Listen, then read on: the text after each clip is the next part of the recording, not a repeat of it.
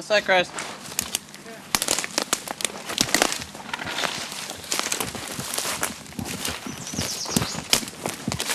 Displays in here. One thing we have to remember to do is to weigh the bag before we send back up. 5,400. I'm going to do most of the work on the bird on his left side, our right side. So I'll kind of scoot around and be over here once we get him out.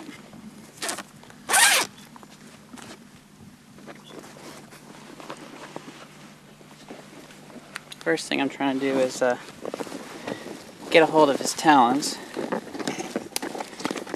which are really the thing that can do the most damage to me. Also being careful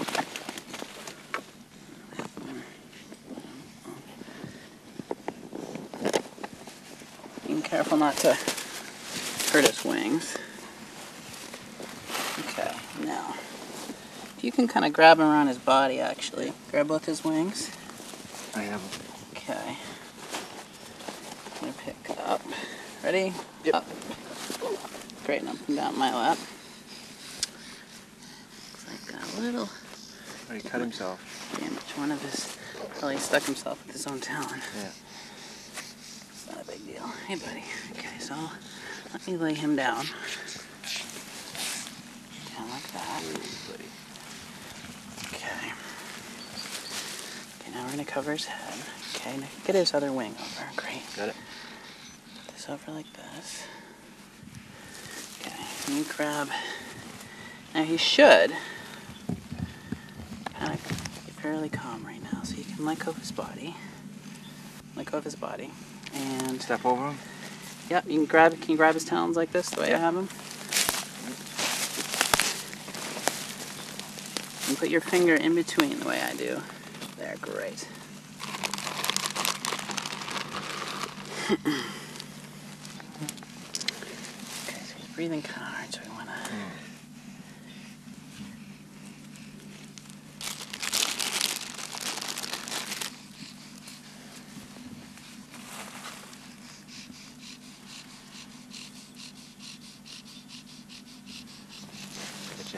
Make sure those talons don't get me. No.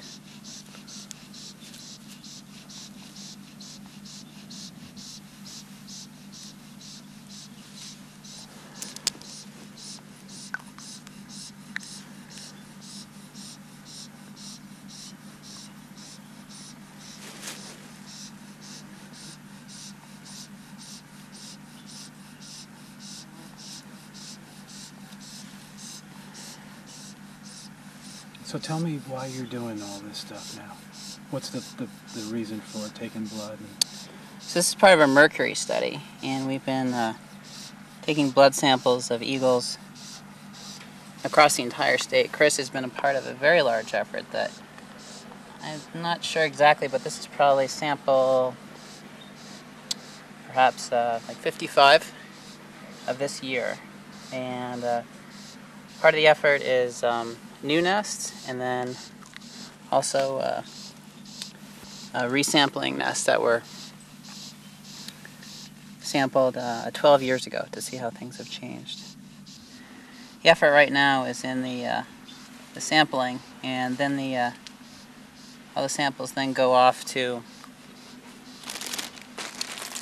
Texas A&M. Well, we send them out in the fall, and we don't actually find out many times until February or so, and it's always great excitement when we get the emails over with the results. I'm gonna confirm this band number. Okay. 13 is the last two numbers. Yes. Okay.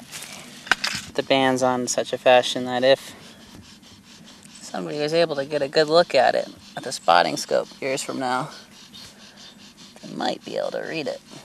If unfortunately something were to happen to this bird and it was found dead, we'd be able to know where it came from, how old it was, a lot of information about it. Trick with these rivets to feed them through. Now with raptors, you have to put these rivets on because they'll pull off regular bands. Okay, I want to grab hold of that. It's okay. It's okay. It's okay. Now let's switch spots here if you can move around the bird.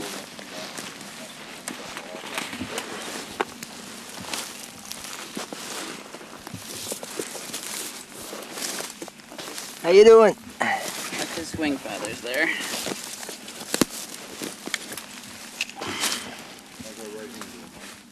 Good. Not cramping on you. No. You do this a lot, Mike? No. No. I did a number of years ago, but I haven't for quite a few years. The sure identification between a golden eagle and a bald eagle is that the golden eagle have feathers all the way down to the feet, but the bald eagle has skin showing on the lower part of the leg. 7.5. That's one of the most dangerous jobs I'm doing right now. Going in and measuring the tail. I never know what might happen in this end. Okay. For the most part, our population. So what else do I need to do? Tarsus width. Tarsus width. Thank you. Okay. Grab this left leg again.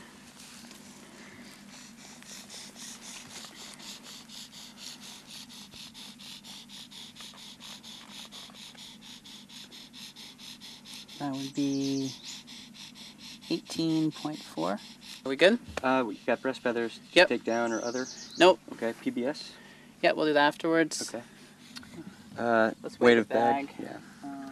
That's not like You got him.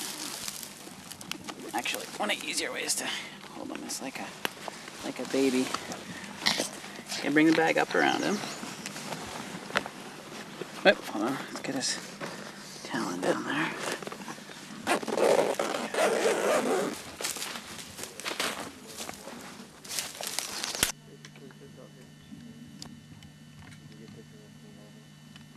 Show me.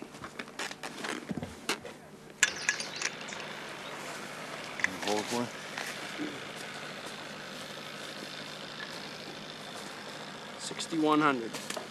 Well, the degree is in conservation biology, and my thesis is there's kind of a few components of it. One is to compare mercury levels in bald eagle nestlings throughout Maine to some previous studies that were done back in the early 90s. So some of these nests have been sampled in the past, and we're using this as a way of looking at mercury in the environment and how it changes over time, and whether it's increasing, decreasing, staying the same. And so in a sense we're using these birds as indicators of these ecosystems. And so a big part of that too is to then try to determine if mercury is impacting the reproductive success of bald eagles in Maine. The bald eagle population in Maine is doing well, it's increasing, but it has probably one of the lowest reproductive success rates of a lot of other, compared to a lot of other populations in the country. And part of that may be just weather impacts these birds more than some other populations, but part of it is probably a lot of contaminants. I was talking to Wayne. He said that there's quite a bit of mercury in Maine. Exactly. Like And the highest in... yeah, probably highest in the country in some particular systems.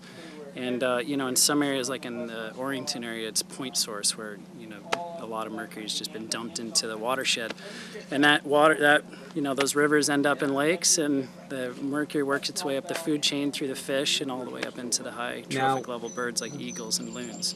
So our use of mercury's dropped way off. We know how bad it is for us now. Yeah, there's still a lot of legislation. How much time do we have to wait before we start to see declines in mercury? It's a good question. I'm not sure that I know the answer. Yeah. But if if we close the tap right now and not another bit of mercury went out a smokestack or got dumped into a river, it's going to still take a long time before you see any kind of decline, I think.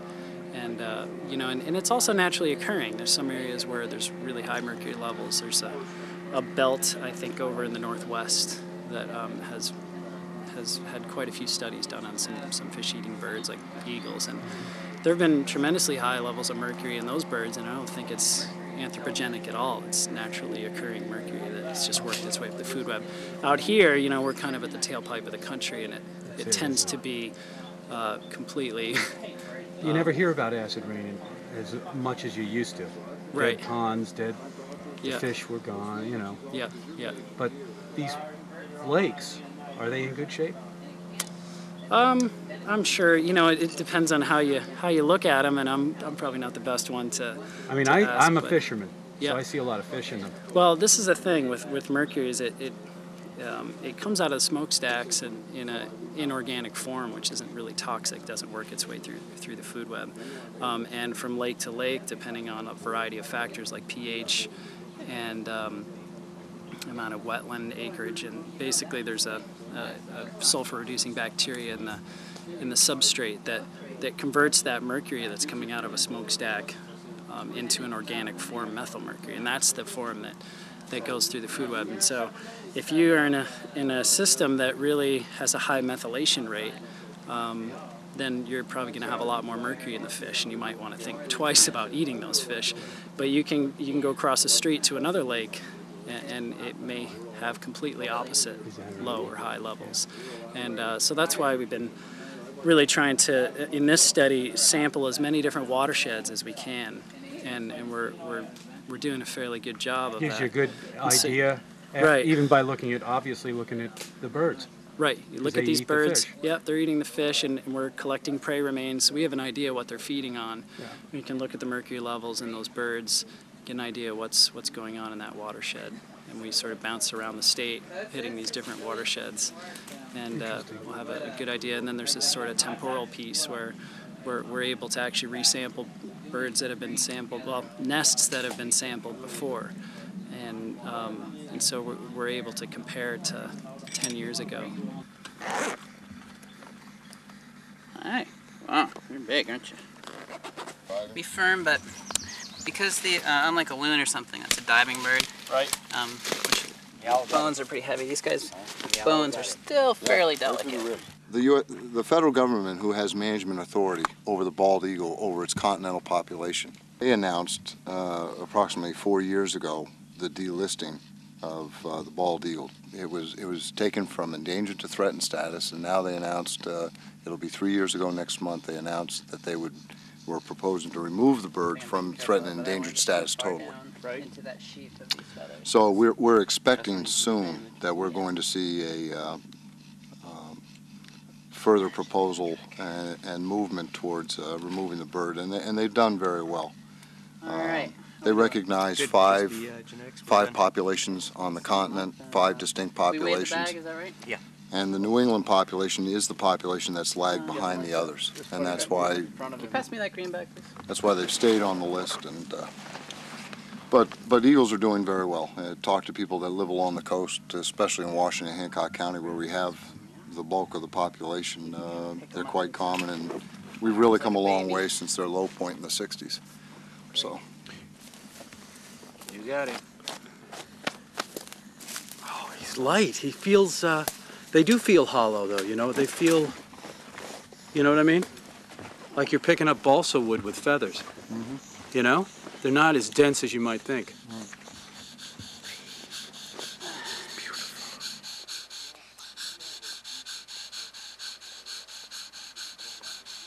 This is the bigger guy up in front, his brother out in back there. He's been sitting in the nest for 15 minutes, so he's calmed down a bit. This guy just had a ride up the tree and is still a little panting. It's a hot day. He'll calm down a bit.